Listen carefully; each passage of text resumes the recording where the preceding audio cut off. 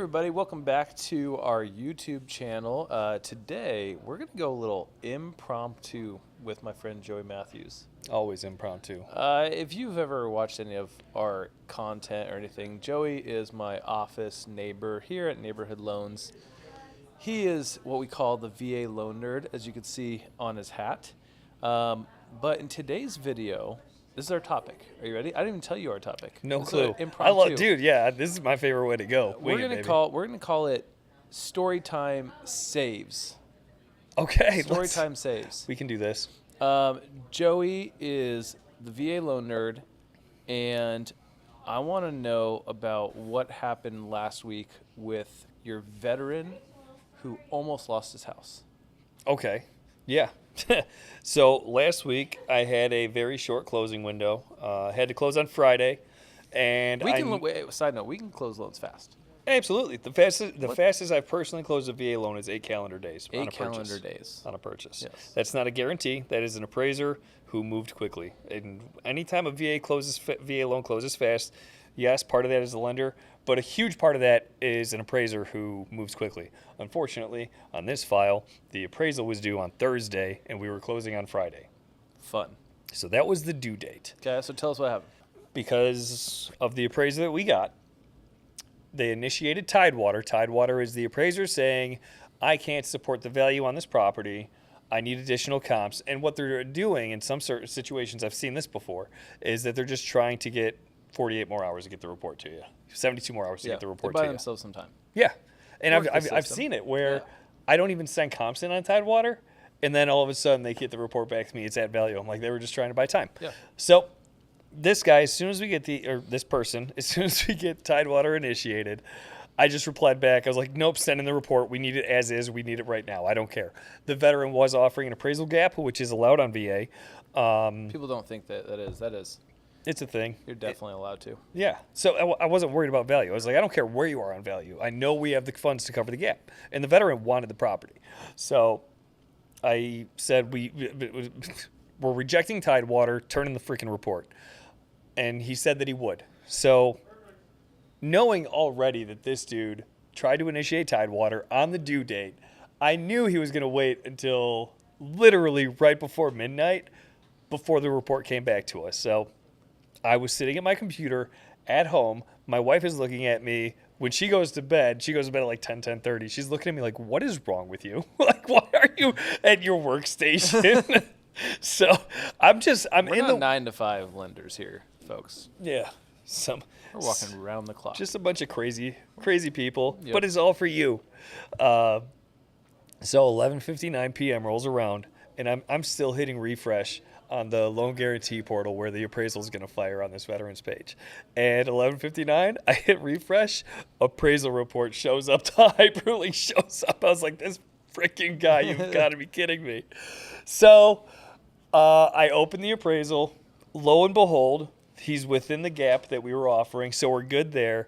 But then I look at the report. It says subject to, and my heart sinks a little bit, only a little bit, because I'm not afraid of subject to. And when I say that, it means the appraiser is calling for repairs to be made, right? And there's 12 of them. 12 repairs that he calls out. Last minute. At 11:59 p.m. the day before closing. You have a good handyman. Oh my gosh. So, all right. So I get this freaking report, and I told my veteran that it was likely going to come in a minute before midnight. So I asked him, just in case, stay awake. I'm going to be reaching out to you. And I did. So I see the 12 things that the appraiser is trying to get repaired, or telling us needs to be repaired. And I disagree with every single one of them as being health or safety related. So I type up it's called a minimum property requirement waiver request. I tell the veteran, like, hey, these are the things that the appraiser says need to be fixed. I disagree with them. If you would like, we can do this NPR waiver. The veteran agreed. So I have him e-sign the waiver. I upload it to the VA right away, and I set an alarm on my phone to wake up when I know that my underwriter, who is issuing the notice of value, is going to be at his workstation. So as soon as I wake up, I call my underwriter. I'm like, dude, I need you to issue this NOV right away because I have to call the VA right after I talk to you. The guy's awesome, and he jumps on the NOV right away. He issues it. I call the VA, and I let them know what the situation is. And this is a file that if it can't close beyond this day. Like, this is a drop dead day. If it goes to Monday, then it's a dead file. Yeah. It has to close on Friday. I call the VA. I let them know there's an NPR waiver request. I understand it is not their problem, right? It is not their problem. They do not have to immediately jump on it. But bless her heart, she works out of the Atlanta RLC, and I'm sending her a gift, Regional Loan Center. She jumps on the phone with the person who got assigned the NPR review and tells him the situation. The guy agrees to review it right away. So he does. And I'm like, all right, cool. I know this is an easy NPR waiver. We're going to be good to go. I get the email from the guy denying the freaking waiver. And granted, I disagree.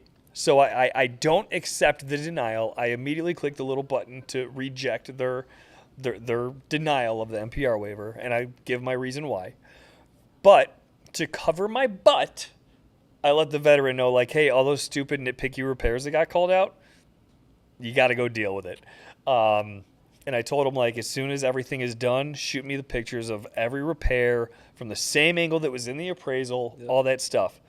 And bless his heart, he calls the seller, and the seller and him both go and fix everything and send me pictures of every single one of the repairs. I get the pictures. I send them into our underwriter to self-certify the repairs, and 5 minutes after I send that in, I get the new email from the VA apologizing for the NPR denial, the NPR waiver denial, and saying, no, you're good to go. The NOV is clear. You can proceed to closing. I was like, you've got to be kidding me. All good things, but I told the underwriter, don't worry about self-certifying. We just got the waiver approved, and we funded 2 hours later. Wow. And they moved in. And now they are very happy owners of a home that 99% of the time that is not closing. That is not closing. What do you think was the main difference, and why do you think 99% of the times it would not close? It would be because you are dealing with a lender who doesn't know most of the how time. to do that? Doesn't know what a NOV is? Doesn't know what an NOV is, doesn't know what steps to take. If I tell you to go open a Service Now ticket, people are going to look at me like, what? Service? What now? Who? Yeah. Like, it's just, I knew every step that had to be taken. I knew the order that the steps had to go in, and I just executed. We just executed. When I say I mean my team. I mean me, Omira, Brian, like, everybody, and the borrower and the seller, like everybody was committed to making it work, and we put those pieces of the puzzle together, man. Love it. So what piece of advice do you have to veterans? Yeah, who man, are buying a home who may run into those situations? It's so hard to say this, but like I'm getting more comfortable saying it every day because the amount of stuff that we end up saving here, right, is don't just take things at face value when you're dealing with a nitpicky appraisal report that says these downspouts don't run out far enough from the property. Yeah. Right? That's one of the things that got called out. Like, dude, that's not that's a waste of your time, my time, the appraiser's time. Like, but there's not enough lenders out here because at the end of the day, like, the lack of education in the VA space falls on lenders because it's not the handbook on it. What's it called?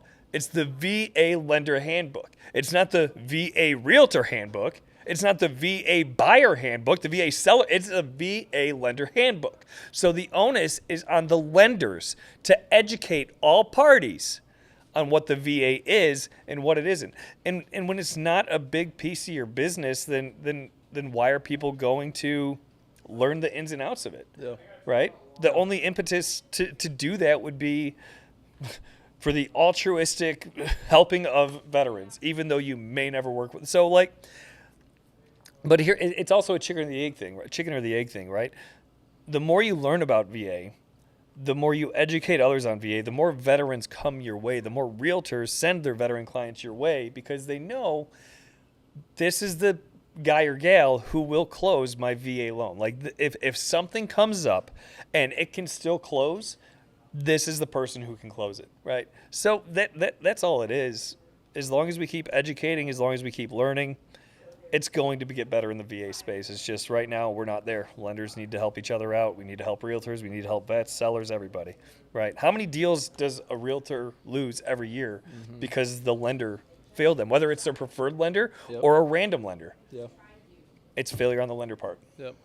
Guys, if you guys have any questions, you can follow both of us on social media or contact us in the YouTube channel link on this channel. And we're just trying to create a Rolodex of videos to educate you guys. We can do loans in 45 different states.